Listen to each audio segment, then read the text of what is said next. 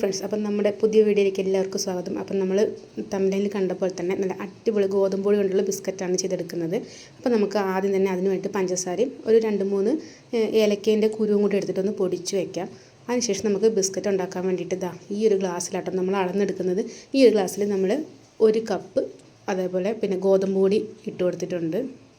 ഇത് നമുക്ക് മൈദ വെച്ചും ചേർക്കാം, പക്ഷേ ഹെൽത്തിന് നല്ലതല്ല വെച്ചിട്ട് നമുക്ക് ഗോതമ്പ് പൊടി കൊണ്ട് ചെയ്താലും നല്ല ടേസ്റ്റാണ് കേട്ടോ.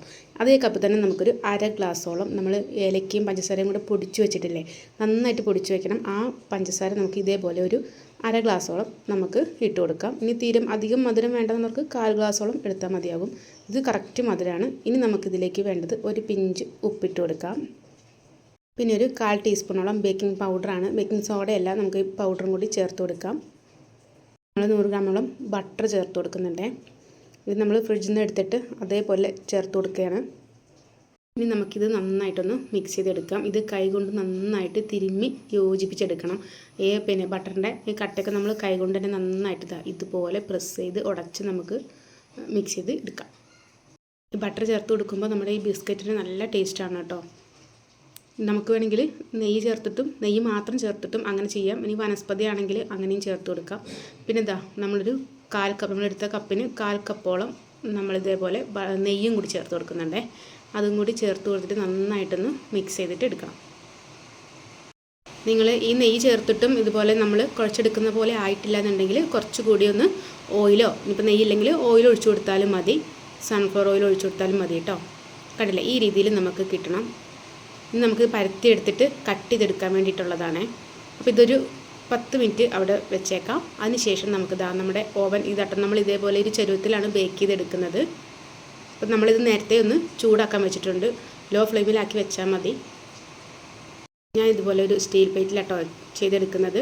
അപ്പോൾ അതൊരു ബട്ടർ പേപ്പറൊക്കെ വെച്ച് കൊടുത്തിട്ടുണ്ട്. ബട്ടർ പേപ്പർ വെക്കേണ്ട ആവശ്യമൊന്നുമില്ല, ഇത് ഒട്ടിപ്പിടിക്കുകയൊന്നുമില്ല കേട്ടോ. അപ്പോൾ നമ്മളിതിൻ്റെ പകുതി ആദ്യം എടുത്തിട്ട് നമുക്കിതൊന്ന് പരത്തിയെടുക്കാം. അപ്പോൾ ഇതേപോലെ തന്നെ ഒരു ബട്ടർ പേപ്പർ വെച്ചിട്ട് അതിൻ്റെ ഉള്ളിൽ വെച്ച് അതുപോലെ തന്നെ ഒന്ന് പരത്തിയെടുക്കാം. ഇനിയിപ്പോൾ ഒരു കവറാണ്, ബട്ടർ പേപ്പർ ഇല്ല എന്നുണ്ടെങ്കിൽ ഒരു പ്ലാസ്റ്റിക് കവർ എടുത്തിട്ട് അതിൽ വെച്ചിട്ട് ഇതേപോലെ ഒന്ന് പരത്തിയെടുത്താൽ മതി. ഇത് നമുക്ക് ഒരുപാട് കട്ടി കുറച്ച് അങ്ങനെ പരത്തിയെടുക്കണ്ട. നമ്മൾ ബേക്കറിയിൽ നിന്നൊക്കെ വാങ്ങുന്ന ബിസ്ക്കറ്റ് ഉണ്ടല്ലോ, കുറച്ച് കട്ടി ഉണ്ടാവും. ആ ഒരു രീതിയിൽ നമുക്കിതൊന്ന് പരത്തിയെടുത്താൽ മതി. അപ്പോൾ നമുക്ക് ഇതുപോലെ ഒന്ന് പരത്തിയെടുക്കാം. അത് നമ്മൾ ഇതേപോലെ ബട്ടർ പേപ്പറോട് കൂടി തന്നെ തിരിച്ചിട്ട് കൊടുത്താലും മതി. ഇനിയിപ്പോൾ ഈ ചപ്പാത്തി കൊള്ളുകൊണ്ട് നേരിട്ട് ചെയ്ത് കൊടുത്താലും കുഴപ്പമൊന്നും ഒട്ടിപ്പിടിക്കുകയൊന്നുമില്ല കേട്ടോ. ഇനി ഇതേപോലെ ഒരു കട്ടർ വെച്ചിട്ട് ഇതുപോലെ ഒന്ന് ചെയ്തെടുക്കാം. ഇനിയിപ്പോൾ ഇതില്ലാന്നുണ്ടെങ്കിൽ നമ്മൾ കുറച്ച് വലിയ മിൽമേൻ്റെയൊക്കെ കുപ്പി അടപ്പുണ്ടാവുമല്ലോ, കുറച്ച് വലുത്, അതുകൊണ്ട് കട്ട് ചെയ്തെടുത്താലും മതി കേട്ടോ. ഇനിയിപ്പോൾ ഇതുപോലത്തെ കട്ടർ വേണമെന്നുണ്ടെങ്കിൽ മീഷോയിൽ ആകെ 160 രൂപ എങ്ങാണ്ടേ ഉള്ളൂ. ഞാനങ്ങനെ മീഷോയിൽ നിന്ന് വാങ്ങിയതാണ്. ഇത് വാങ്ങി വയ്ക്കുകയാണെങ്കിൽ കുട്ടികൾക്കൊക്കെ നമുക്ക് വീട്ടിൽ തന്നെ ഇതേപോലെ ബേക്കറികളൊക്കെ കിട്ടുന്ന പോലെ നമുക്ക് ചെയ്ത് കൊടുക്കാൻ പറ്റും. ഞാനിതെല്ലാം പലതും പല ഷേപ്പിലാട്ടോ കട്ട് ചെയ്തെടുത്തേക്കുന്നത്. നമുക്ക് ബാക്കിയുള്ള മാവൊക്കെ ഇത് എടുക്കുമ്പോൾ പ്രത്യേകം മെല്ലെ എടുക്കണം കേട്ടോ. ഇല്ലയെന്നുണ്ടെങ്കിൽ നമ്മൾ ഈ കട്ട് ചെയ്ത് വെച്ചേക്കുന്നതൊക്കെ ഒന്ന് തട്ടിയാൽ തന്നെ പെട്ടെന്ന് ഒടിഞ്ഞു പോകാനുള്ള ചാൻസ് ഉണ്ട്. നമുക്കിതുപോലെ മെല്ലെ ഒരു സ്പാച്ചുലയോ അല്ലെങ്കിൽ നമ്മൾ വേറെ എന്തെങ്കിലും വെച്ചിട്ട് നൈസായിട്ടുള്ള എന്തെങ്കിലും വെച്ചിട്ട് ഇതുപോലെ എടുക്കണം. ഇങ്ങനെ കിട്ടുന്നില്ലെന്നുണ്ടെങ്കിൽ നമ്മുടെ കയ്യിലേക്ക് അങ്ങ് കമത്തിയെടുത്താൽ മതി കേട്ടോ.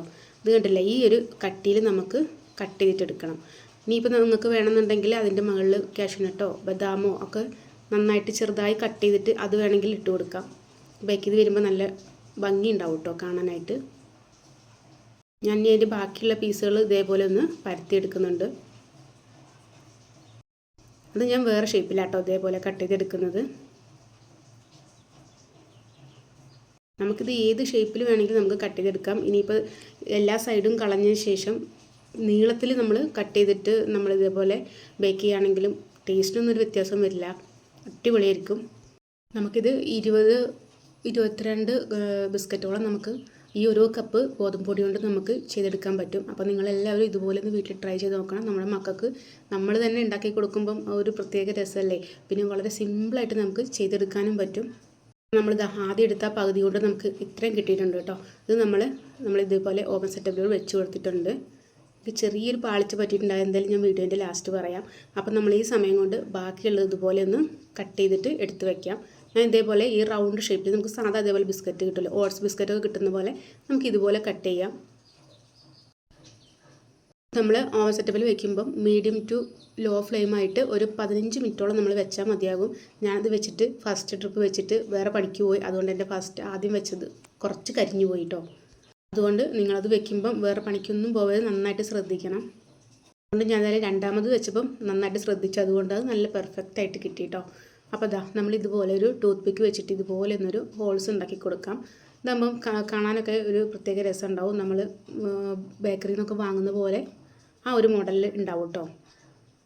അപ്പോൾ നിങ്ങൾക്ക് എൻ്റെ വീഡിയോ ഇഷ്ടമാണെങ്കിൽ ലൈക്ക് ചെയ്യാനും കമൻറ്റ് ചെയ്യാനും സബ്സ്ക്രൈബ് ചെയ്യാനും ഒന്നും മറക്കരുത്. അതുപോലെ തന്നെ ഇതുപോലെ ഒരുപാട് സ്നാക്കിൻ്റെ വീഡിയോസ് നമ്മുടെ ചാനലിലുണ്ട്. എല്ലാവരും ഇതൊന്ന് കണ്ട് സപ്പോർട്ട് ചെയ്യണം. അപ്പോൾ ഇതാ കണ്ടില്ലേ, ഈ ഒരു ബിസ്ക്കറ്റ് കണ്ടില്ലേ, ഈ ഒരു കട്ടിയിൽ നമുക്ക് കട്ട് ചെയ്തെടുത്തിട്ടുണ്ട്. നന്നായിട്ടുണ്ട്. ഇതേപോലെ മെല്ലെ എടുക്കണം. നമുക്ക് പെട്ടെന്ന് കയ്യിലോട്ട് ഇങ്ങനെ പിടിക്കാൻ കിട്ടുന്നില്ല എന്നുണ്ടെങ്കിൽ കൈ വെച്ചിട്ട് കയ്യിലോട്ട് ഇങ്ങനെ കമത്തി എടുത്ത് വെച്ചാലും മതി കേട്ടോ. ഞാൻ ലാസ്റ്റ് ഒന്നുള്ളത് ഈ ഒരു ഷേപ്പിലാക്കി, ബാക്കിയൊക്കെ റൗണ്ട് ഷേപ്പിൽ തന്നെ ചെയ്ത് വെച്ചിട്ടുണ്ട്. ഇനിയിപ്പോൾ നമുക്കിത് വെക്കുമ്പോൾ തന്നെ കുറച്ച് സ്പേസ് വിട്ട് വെക്കണം. കാരണം എന്താണെന്ന് വെച്ചാൽ നമ്മൾ ബേക്കിംഗ് പൗഡറൊക്കെ ചേർത്ത് കൊടുത്തുകൊണ്ട് പെട്ടെന്ന് സൈസ് കുറച്ച് കൂടും. കണ്ടില്ലേ, ഈ ഒരു രീതിയിൽ നമുക്ക് കിട്ടിയിട്ടുണ്ട്. 15 മിനിറ്റ് മതി കേട്ടോ. അപ്പോഴേക്കും നമുക്കിത് സെറ്റപ്പ് ആയിട്ട് കിട്ടിയിട്ടുണ്ട്. നല്ല ക്രിസ്പി ആയിട്ട് വന്നിട്ടുണ്ട്. നമ്മൾ ചൂടോടെ എടുക്കുമ്പം കട്ടായി ഒക്കെ എടുക്കുന്ന പോലെ ചൂടോടെ എടുക്കുമ്പോൾ അത് സോഫ്റ്റ് ആയിരിക്കും. കുറച്ച് കഴിയുമ്പോൾ അത് ഹാർഡായിട്ട് വരും കേട്ടോ. അതിന് പക്ഷേ ചെറിയൊരു ബ്രൗൺ കളർ ആകുമ്പോൾ തന്നെ നമ്മളിത് മാറ്റണം. അല്ലാന്നുണ്ടെങ്കിൽ കരിഞ്ഞു പോകാൻ ചാൻസ് ഉണ്ട്. നല്ല ടേസ്റ്റ് ഉണ്ടായിരുന്നു. പക്ഷേ എനിക്ക് 2, 3, 4 എണ്ണം കരിഞ്ഞു പോയി കേട്ടോ. അതിൻ്റെ ഒരു വിഷമം മാത്രമേ ഉണ്ടായിരുന്നുള്ളൂ. കണ്ടില്ലേ, ഈ രീതിയിൽ കരിഞ്ഞു പോയി. ഞാൻ ഫസ്റ്റ് വെച്ചത് ശ്രദ്ധിക്കാതെ അങ്ങനെ കരിഞ്ഞു പോയി. അതിന് ഉപയോഗിക്കാൻ പറ്റില്ല. അപ്പോൾ എത്രയുള്ള വീഡിയോ അടുത്ത വീഡിയോ ആയിട്ട് നമുക്ക് അടുത്ത ദിവസം കാണാം.